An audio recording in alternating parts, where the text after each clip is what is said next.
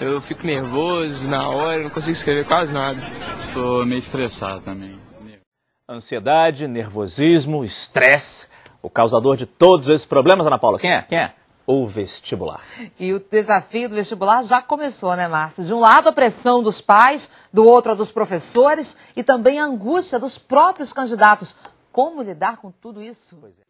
A escola é assim, pressão dos professores, aula o dia inteiro.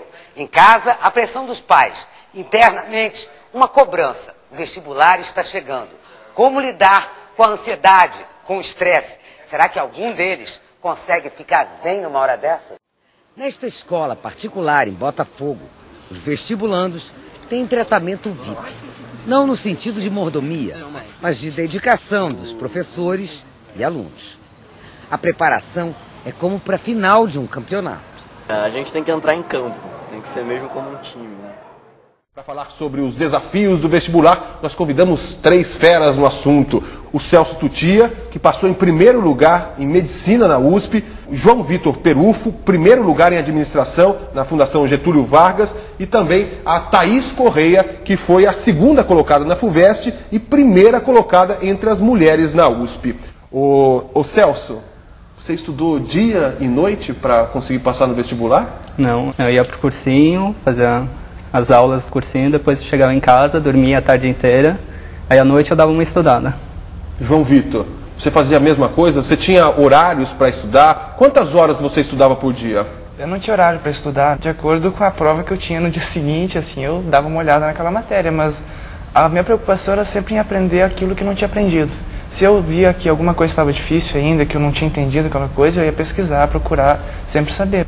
Thaís, você tinha algum ritual para estudar?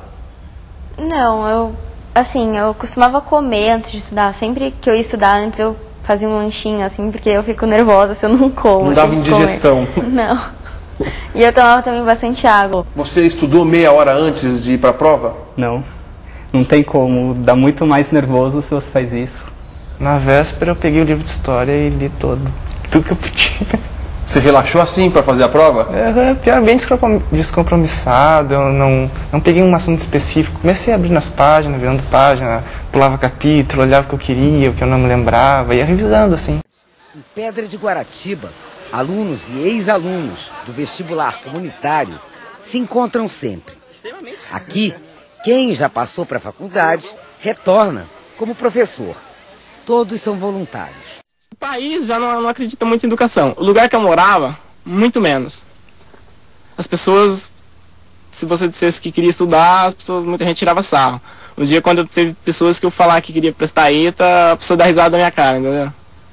Então, o cara que tá lá em São Paulo, tem um cara que falou isso pra mim, o cara que tá lá em São Paulo, fazendo um cursinho, a vida dele estudou em colégio particular, não passa? Você que fez supletivo, você que não tem base nenhuma praticamente, nunca estudou numa grande escola, vai passar?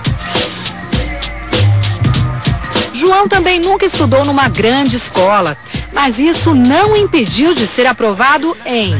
Eu passei em primeiro lugar para Mecatrônica na USP, para Engenharia Química na Unicamp, Engenharia de Telecomunicações na PUC de Campinas, Engenharia Elétrica na PUC de São Paulo e Engenharia Química na Unifesp. Um gêniozinho? Talvez. Mas muito mais do que isso, um adolescente com muita força de vontade. Vencer é uma conquista feita de glória, um sonho feito de luta. Acho que se você tem esse sonho, você tem que fazer o que custar, fazer direito, não fazer nada de errado, seguir esse caminho.